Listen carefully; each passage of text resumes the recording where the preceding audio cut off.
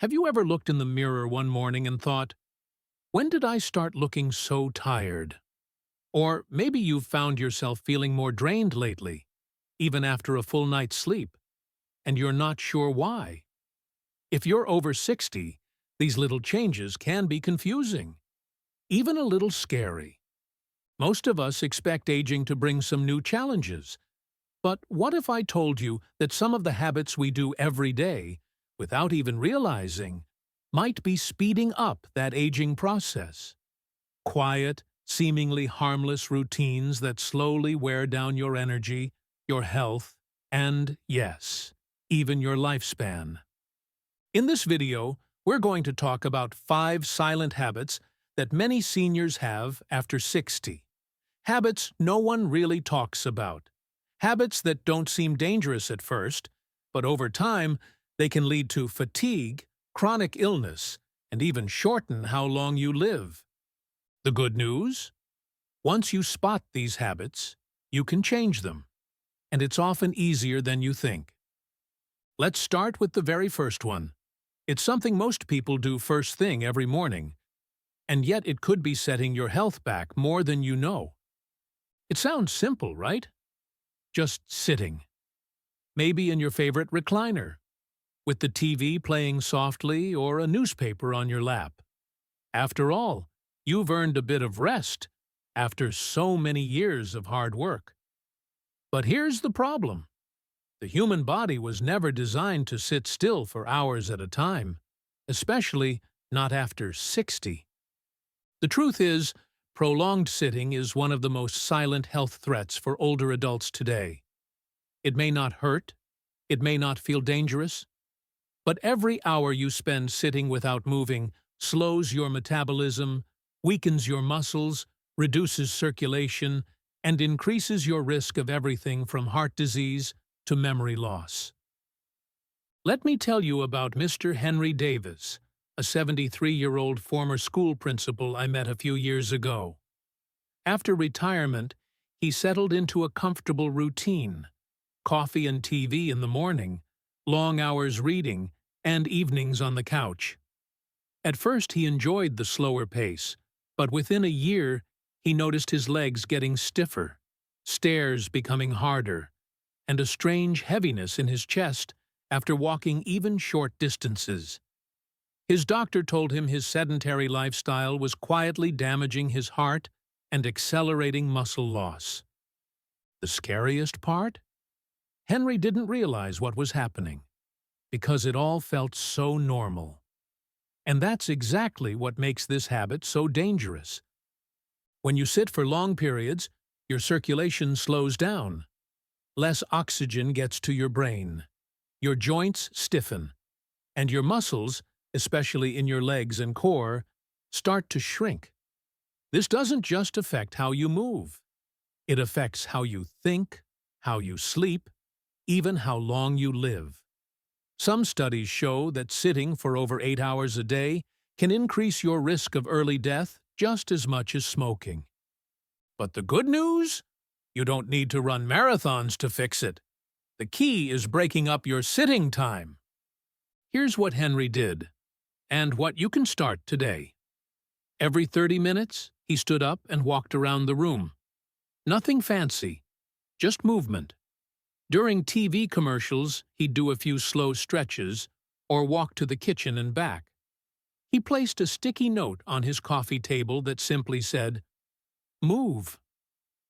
Within 3 weeks, his balance improved. Within 2 months, his blood pressure was lower, and he said he felt 10 years younger. All from standing up more often. So ask yourself, how long do you sit without moving? If you're spending most of the day in one spot, it might be time to rethink your routine. Stand up, stretch, take a few steps. Your body and your future self will thank you. Now, let's move on to the next silent habit. It's something almost everyone does without even noticing, but it may be draining your energy one sip at a time. For most of your life, a cup of coffee in the morning was probably just part of your routine, maybe even something you looked forward to. And let's be honest, there's nothing wrong with a little caffeine. But after 60, your body doesn't handle it the way it used to. And what seems like an innocent daily habit could be silently chipping away at your sleep, your energy levels, and even your heart health. Let me share the story of Margaret, a vibrant 69-year-old retired nurse from Ohio. She loved her coffee. 2 cups in the morning, 1 in the afternoon, sometimes even a Diet Coke, or a bit of dark chocolate in the evening. But something started changing. She began waking up at night for no clear reason.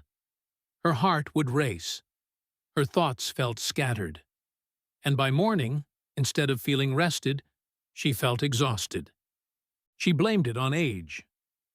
"I guess this is just what getting older feels like," she told her daughter. But when her sleep got worse and her blood pressure crept up, her doctor asked a simple question: "How much caffeine are you drinking?" That question changed everything. As we age, our bodies become more sensitive to caffeine. The liver metabolizes it more slowly. The kidneys filter it differently. And our brains, especially as sleep hormones start to change, react more strongly to stimulants. That afternoon cup of coffee you enjoyed in your 40s? By your 60s or 70s, it might still be in your system at bedtime, quietly disturbing your sleep cycle and stressing your heart. And here's the tricky part. Poor sleep causes fatigue. And what do we usually reach for when we feel tired? More caffeine. It becomes a vicious cycle. Margaret didn't want to give up her coffee completely. And she didn't have to.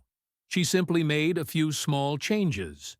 She stopped caffeine after 11 a.m., switched her afternoon cup to herbal tea, and started drinking more water throughout the day to stay naturally energized. The result? Within a week, she started sleeping better. Her heart stopped pounding at night. She even said her mood improved, just from cutting out that one afternoon coffee. So here's the takeaway. After 60, caffeine lingers longer in your body. That afternoon pick-me-up might actually be setting you up for a restless night, brain fog the next day, and long-term strain on your nervous system. Pay attention to how late you're drinking coffee, soda, even tea or chocolate. And if you're having trouble sleeping, don't overlook this habit. A well-rested body heals better, thinks clearer, and lives longer. Sometimes living longer isn't about doing more. It's about removing what no longer serves you. Now, let's move on. The next habit is so subtle, you may not even notice it happening. But it's deeply connected to your memory and your brain's long-term health. It might seem like a small thing, not feeling hungry, skipping lunch, or just picking at dinner. Maybe you've even told yourself, "I don't move around as much anymore, so I don't need to eat as much." But here's the truth. After 60, not eating enough or skipping meals altogether can be one of the most dangerous silent habits, especially when it comes to energy, brain health, and longevity. Let me tell you about Walter, a 76-year-old retired mechanic. After his wife passed, he started eating less. "I just didn't feel like cooking," he said. Breakfast became a slice of toast. Lunch was a few crackers. Dinner? Sometimes just a bowl of soup. He lost 15 pounds in 6 months, and not in a healthy way. At first, he didn't notice much, but then the dizziness started. He struggled to focus. His legs felt weaker. He had trouble remembering names. His doctor ran tests, thinking it might be early dementia. But the real culprit was undernutrition. Simply put, Walter wasn't eating enough for his body or brain to function properly. You see, as we age, our appetite naturally changes. Our sense of taste may fade, digestion slows, and we often don't feel hunger the way we used to. But even if we eat less, Our bodies still need vital nutrients to maintain muscle, support the brain, and keep the immune system strong. And when those nutrients are missing, the body begins breaking itself down for energy, starting with muscles, including the heart. Undereating doesn't just lead to weight loss. It increases the risk of falls, weakens the immune system, accelerates memory loss, and can even lead to depression. But the real danger? It creeps up silently. No pain, no warning signs, just a slow weakening over weeks and months. When Walter's daughter stepped in, she made small changes. She didn't pressure him to eat giant meals. Instead, she focused on nutrient-dense, easy-to-prepare foods, smoothies with protein, eggs and avocado toast, small portions of hearty stews.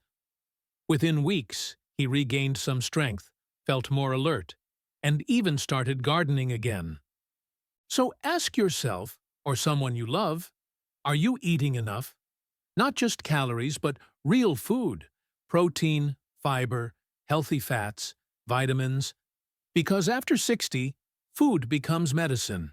It fuels your muscles, protects your bones, sharpens your mind, and extends your life. If you've been skipping meals out of habit, grief, or just low appetite, it might be time to rethink your routine. Even small meals spread out during the day can make a powerful difference. You don't need to eat more, just better.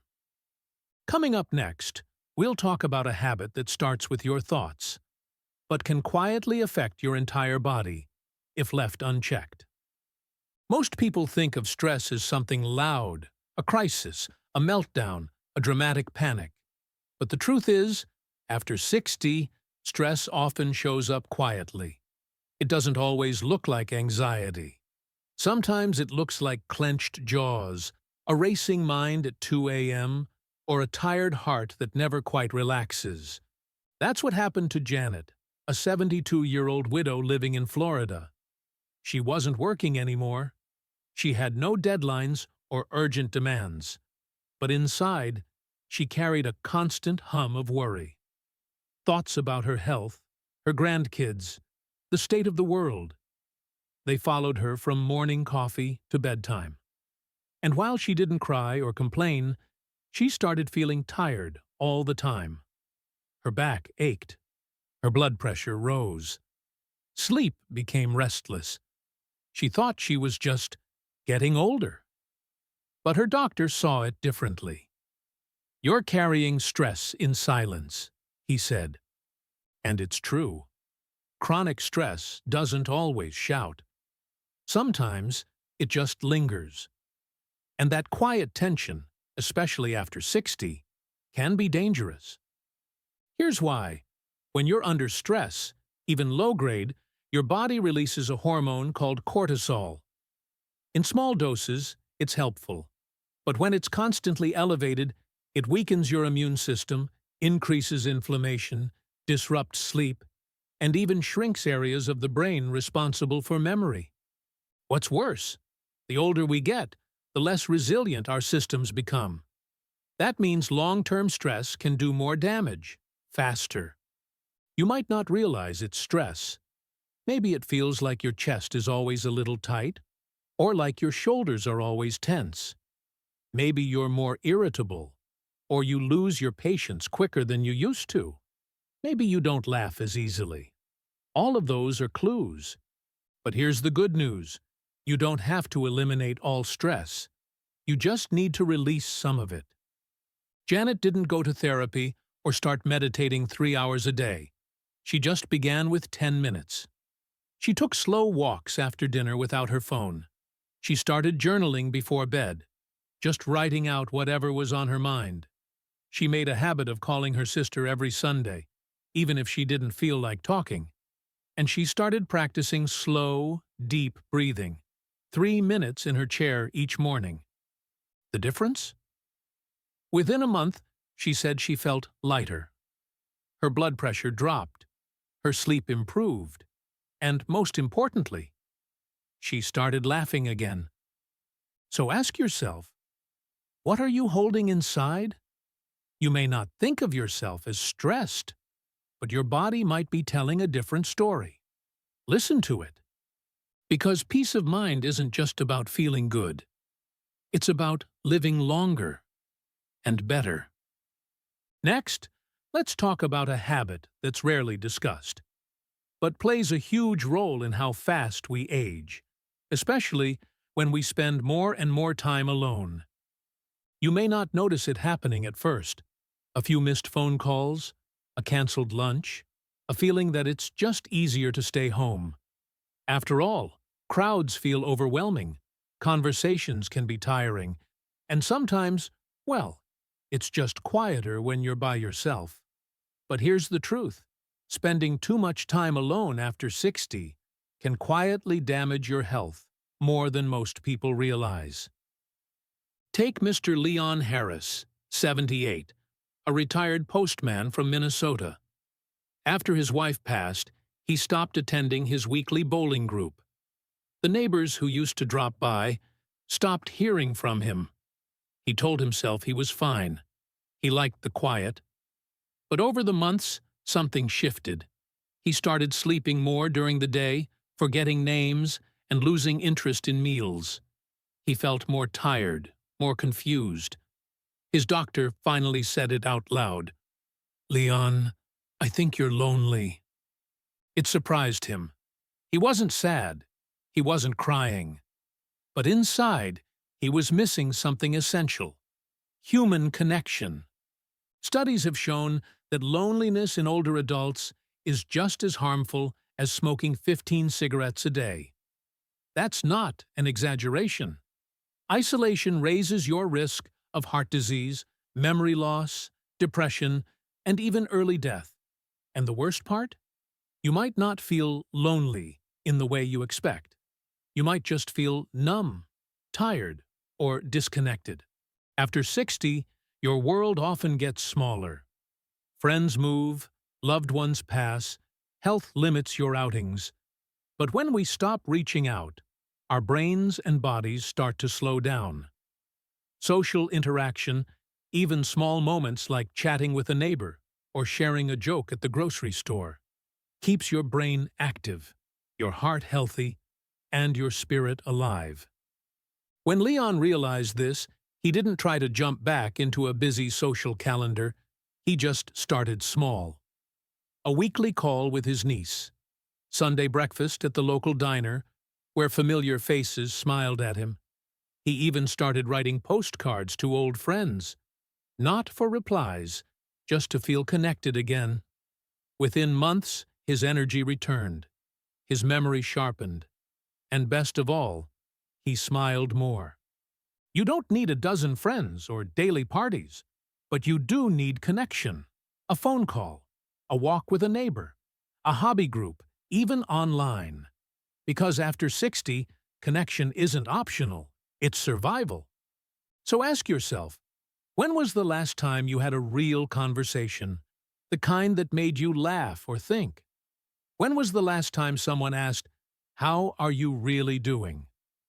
Don't wait for the world to knock on your door. Open it. Just a little. Life, and maybe even a few extra years, might be waiting outside. Now let's take a step back and reflect on everything we've uncovered today. So now you've heard them. 5 silent habits that many people fall into after 60 without even realizing. Sitting too long, drinking too much caffeine, skipping meals, carrying quiet stress, and slowly pulling away from others. They don't make headlines. They don't feel urgent. But over time, they quietly wear you down. Until one day, you look back and wonder where your strength, your energy, even your joy went. But here's the hopeful truth. None of this is permanent. These habits can be reversed. Your body is always listening, and it responds quickly to care, movement, nourishment, connection, and rest. You don't have to overhaul your life. Just start with one change. Stand up more often. Switch to herbal tea in the afternoon. Call an old friend. eat a little more protein, breathe deeper. Every small step you take today adds time, clarity, and strength to your tomorrow.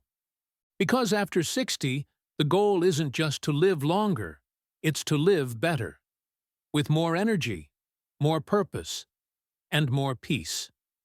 You still have time, you still have power, and your story isn't over yet.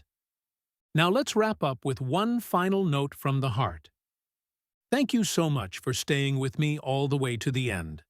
That tells me one thing. You truly care about your health, your future, and living a full, meaningful life after 60. And that's something to be proud of. If this video helped you, even just a little, please take a moment to like, subscribe, and share it with someone you love. You never know who might need to hear this message today. And I'd love to hear from you. Which of these habits do you think has affected you the most? Or which one are you ready to change starting today? Let's talk in the comments below. Because this isn't just a video. It's a conversation. It's a community. And you're a part of it now. So stay strong. Stay kind to yourself. And remember, small changes can lead to a longer, brighter life.